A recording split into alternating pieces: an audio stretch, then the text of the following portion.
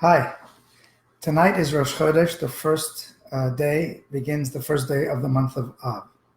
The month of Av, the first 9 days of the month of Av, is a period of mourning known as the 9 days, and begins tonight, continues through Tisha B'Av, the 9th day of Av. This year, because Shabbat is Tisha B'Av is on Shabbat, therefore it's going to be pushed off for a day, and the fast is on the Sunday, so it's actually a 10-day period of mourning. During this time, there's certain observances of mourning that are pretty strong. Like, for example, we don't eat meat or drink wine or grape juice during this time, except for Shabbat, of course. We don't launder any clothes. We don't even actually wear freshly laundered outer clothes. And what people do is today, let's say, change clothes several times so that any clothes that we're going to wear during the next week have been worn at least for a few moments, a few minutes. In addition to that, and kind of on the other hand, during this time, we also do things, kind of positive things. So it's customary to study the laws of the building of the temple, of the Holy Temple. In the Rambam, in the Mishnah, there's also the prophecy of Yechezkel, of Ezekiel, where God tells him what the temple is going to look like. We study all of that in order to get into the spirit of the idea of building the temple, to focus on the building and the rebuilding of the future rather than just the past destruction. Also, during this time, it's customary to try every day to have a siyum. A siyum means a celebration of a conclusion of a tractate of the Talmud, and this brings joy, and this is something which is permitted at this time, not only permitted, but highly encouraged to do this. So the idea here is, as I said a few weeks ago, that the purpose of this morning is not to get depressed, but the purpose is to actually motivate us to do things, to bring light into the world, to overcome the darkness, and to change from the state of exile and bring about the state of redemption. Now, it's interesting that this week we read the parsha Matot-Masei. It's a double parsha, and this theme is very much felt, can be seen in the parsha of Masei, which is the second parsha that we read. Masei means journeys. The first part, the first section of the parsha of Masei talks about the journeys that the Jews traveled from Egypt to Israel. They were in the desert for 40 years, and there were 42 different places where they camped. So the parsha of Masei begins, these are the journeys of the Jewish people, and goes on to enumerate 42 different journeys. They went from Ramses in Egypt to Sukkot. From Sukkot, they went to Etam, and etc., until the 42nd journey when they when they arrived in the plains of Moab right before they went into Israel. Now, it's very interesting that the Torah is actually enumerating the camps, the places where they stopped, and yet it calls it journeys. Now, we know that every word in the Torah is a lesson to us. The word Torah means a lesson in life.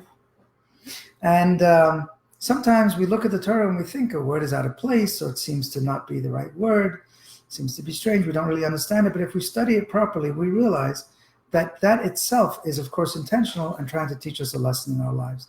So we can learn something from the fact that the Torah calls the camps where they camped. It doesn't say these are the camps the Jewish people camped in from when they left Egypt till they got to Israel, but these are the journeys, even though it's really focusing on the places they camped. So when a person is traveling, so when you stop, let's say you're traveling from point A to point B, and along the way you decide, I'm going to stay here for a while, somewhere along the way. So that is really delaying your journey, and you're stopping there and you're living someplace for a while, and that is a place where you're living and stopping your progress forward. However, if along the way you stop in order to get provisions, in order to get gas for your car or whatever, that's not really a stopping, that's really necessary for the journey forward. I'll give you another analogy. Let's say a person decides they want to walk from point A to point B. So they start by taking a few steps backwards. Well, you're going to say the steps backwards are not moving forward. You're delaying the progress. I'm walking backwards, not forwards. But now imagine if right in front of the person, there is a big obstacle that they have to jump over. So the only way they can jump over this obstacle is if they first take a few steps back. So they take a few steps back, and then they jump over the obstacle. So in that case, the steps back are not really steps back delaying the trip. They're actually necessary for the trip, and that's the beginning of the trip itself. So this is the idea that the Torah is telling us that the Jews camped in the desert and they stopped, and in some places they stopped. One place they stopped for 18 years. And whenever they camped, it's true that they were camped there almost like permanently for at least the time they were there. They built this sanctuary, the Mishkan. They set up their camp and settled in. But nevertheless, this is a journey because Hashem determined every place where they should stop. This was a necessary part. Each stop was a necessary part of the preparation for them to get into the land of Israel.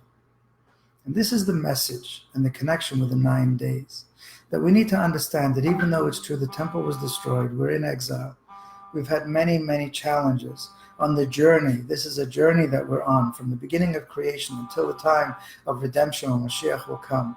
The world was created in a place of darkness where God hid his light from us. And eventually we're getting to the point where God's light will be revealed and the world itself will show us its spiritual source. On the way, on that journey, we've had to have difficulties, challenges, delays, so to speak. We've had the destruction of both temples. We are in an exile which has gone on for a long time. We're dealing with anti-Semitism and all the challenges that we're dealing with. But the Torah is telling us in Masei, this is all part of the journey. Ultimately, we'll get to the journey, and not only that, but each stop along the way, each delay, each exile, each challenge, each difficulty is actually a necessary step forward. We don't really appreciate water until we're in the desert and we have no water. We're parched, we're thirsty, then we start really appreciating water. We don't really appreciate light unless we're in a place of darkness. We get out of the darkness, we see the light, we really appreciate the light. And it's the same with the exile and the difficulties. The challenges that we face are all bringing to a greater light and a greater intensity of the light when the time comes for redemption and Mashiach comes. As a matter of fact, the Rambam, Maimonides says, and it's based on, of course, the teaching of our sages in the Talmud, that these days that we're fasting, like the 17th of Tammuz we had last week and the 9th of Av coming up, are days that when Mashiach comes will be turned into days of celebration and holidays. It's not just that we'll not be sad days anymore. They're going to be days of celebration because at that time we'll realize that these challenges were not just difficulties, steps back, delays, but in fact they were all stepping stones toward the ultimate redemption, and each negative step is a step that's strengthening and enhancing and increasing the light for the future.